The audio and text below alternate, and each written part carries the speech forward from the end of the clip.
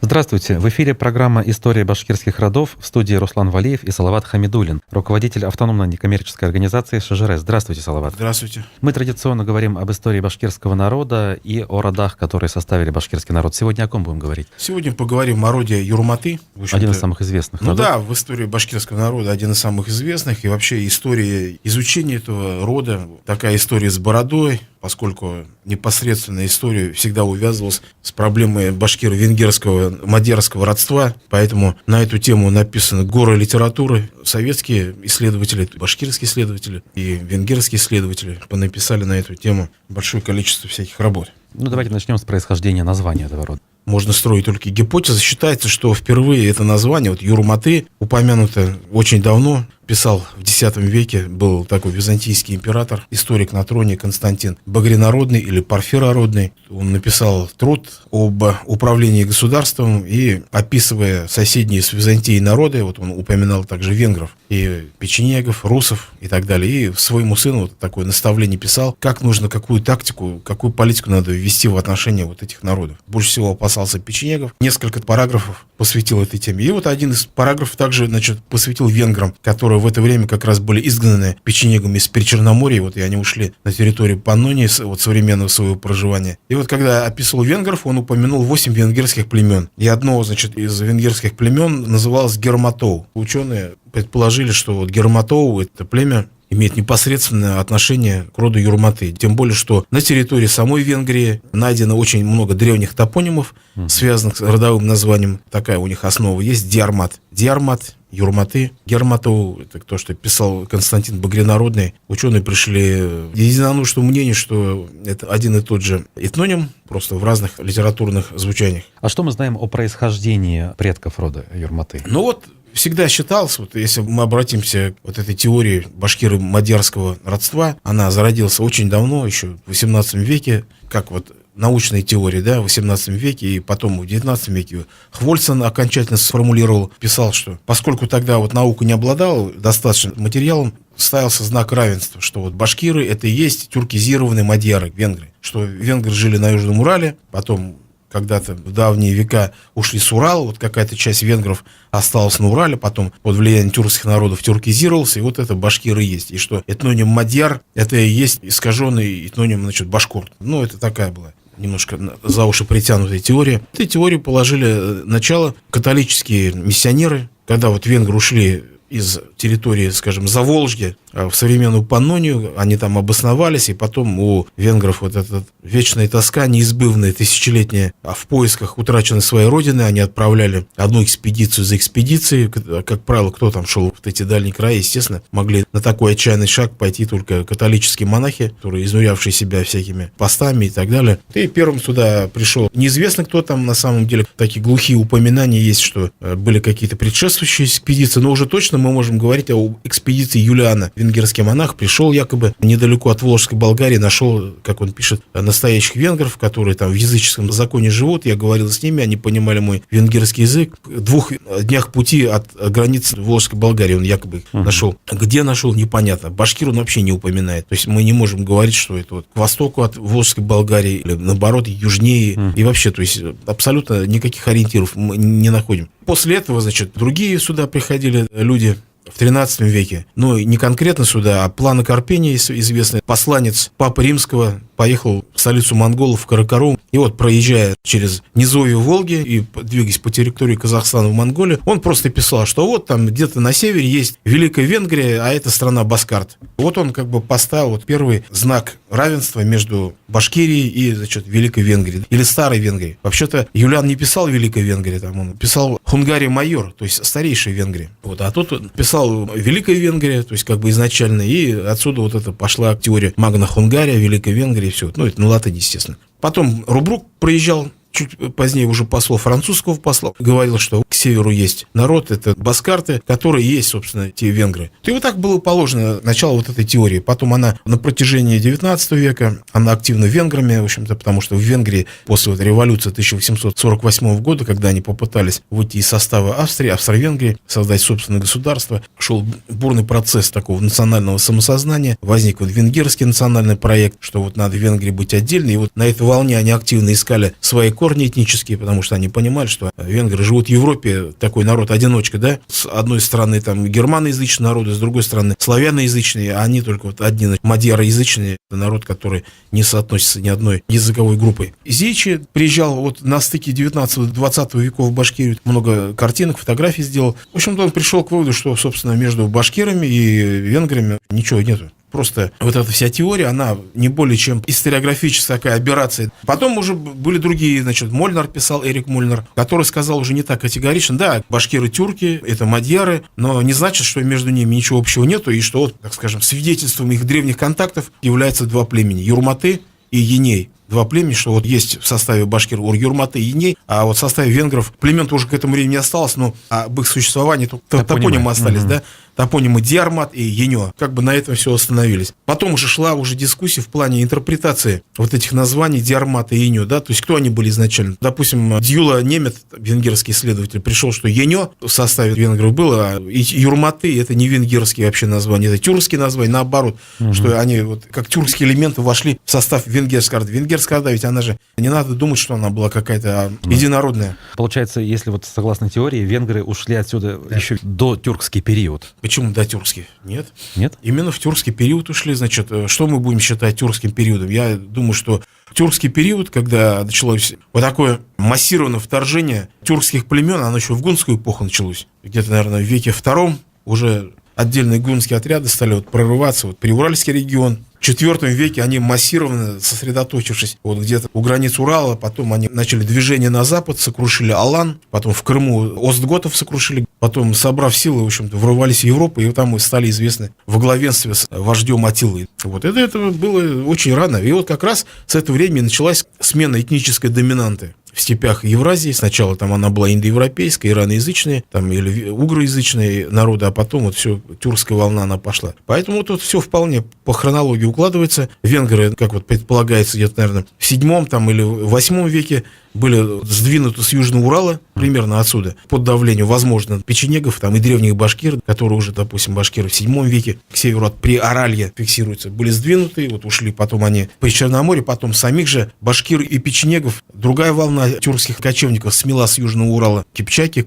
кемаки, агузы, печенеги и башкиры двинулись при Черноморье, оттуда опять прогнали венгров, и они ушли по Нунию. А здесь, на Южном Урале, только незначительная часть башкир осталась по сравнению с той частью, которая ушла на Балканы вместе с печенегами. Если вернуться к племени Юрматы, то на какой территории сформировалось племя? Нет, мы не знаем, на какой сформировался. Мы можем говорить, на какой территории они жили. Считается, что там, в Золотоордынскую эпоху жили гораздо западнее, там, поскольку вот в их Шежерет вроде как есть упоминание, что они жили на реке Зай и Шешма, это вот современный Татарстан, Самарская область, западная часть Самарской области, Зай и Шешма, это вот Альметьевский район, Новошишминский район. По крайней мере, это была их западная точка их кочевья, возможно. То есть Южного Урала и вот до Зая и Шешма территория кочевания, да, они вели такой полукочевой образ жизни, скорее всего. Ну, а потом, в современное время, их территории, это какие районы? Это вот почти что весь Ишимбайский район, это Стерлитамакский район, весь их был сначала Стерлитамакский ям, а потом Стерлитамакская пристань, были основаны, вот есть документы, где вот указано, что вот была земля приобретена у башкир Юрматынской волости, вот сейчас деревня Карайганова есть, около Туратау, вот у этого Карайгановского общества земля была приобретена, Стерлитамак, города Салават, Ишимбай. Вот поэтому мы говорим, что Ишимбайский, Стерлитамакский район, часть Гафурийского района, Юрматынская земля, это Стерлибашевский, часть Мелюзовского района, Федоровский район. Вот такая, в общем-то, юго-западная, да, часть современного Башкортостана. Получается, что стерлитамакские шаханы как раз находятся на территории да, это их территория, да. Такое сакральное место, оно издревле было, вот если вот почитать Лепехина, путешественника 18 века,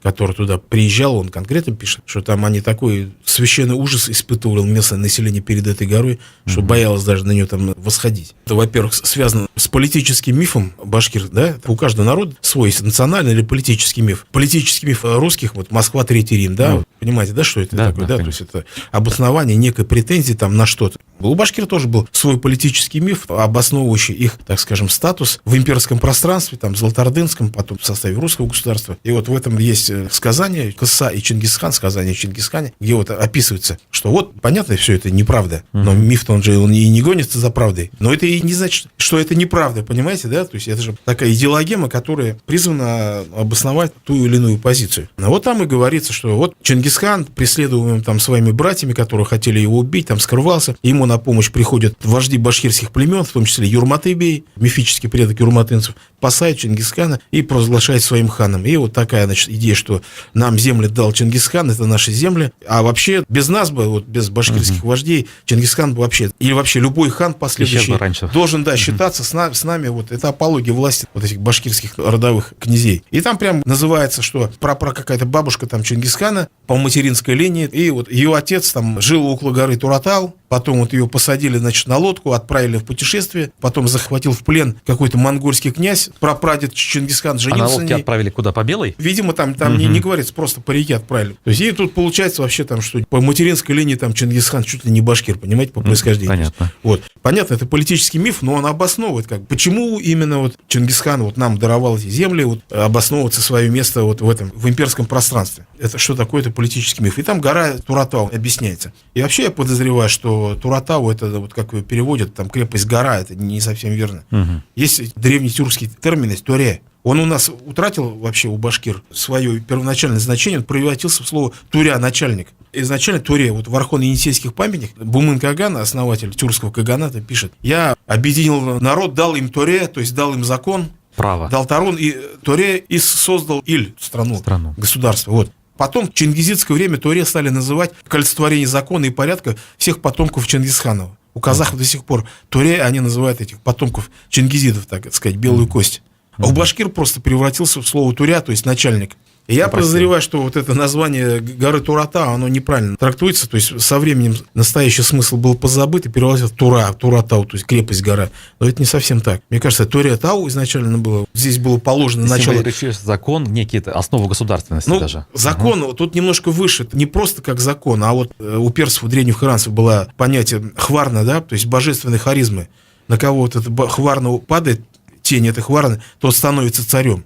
Это какая-то небесная харизма, вот что-то вроде этого. Гора Туратау, она вот становится таким, значит, элементом вот этого мифа священного о возникновении башкирской политии, башкирского общества и так далее. И называлась, возможно, Туратау, и поэтому у нее в глазах башкира она была, в общем-то, священной. Если мы по хронологии движемся дальше, да, в период присоединения башкирской территории к России, каким-то образом юрматы о себе заявили? Заявили, там это вообще очень известная история такая, сохранились документы. Это было, вот я же в каких-то из передач мы говорили, что южные башкиры, в том числе юрматынцы, присоединились к русскому государству только в начале 17 века, как и зауральские, в принципе. Там дело в том, что здесь Ногайская Орда еще сохраняла как бы свои позиции, хотя сама уже Ногайская Орда фактически считалась вассалом России. Во многих сказаниях преувеличивается вот эта степень антагонизма между башкирами и ногайцами. На самом деле они вполне, так сказать, органичны в одном политическом пространстве, занимаясь скотоводством на благодатных землях Южной Башкирии. В 17 веке, как уже говорилось, значит, с востока хлынули монголы-айраты, 300 тысяч монголов-айратов. В русских источниках они стали известны как калмыки. Сами себя они ойратами называют, монголы-айраты, дурбен-айраты. Вот 4 айратских орды, 300 тысяч, они смели нагайцев. И вот после этого, как нагайцы ушли, и вот башкиры остались перед, скажем, фактом вот этой калмыцкой агрессии, выглядело как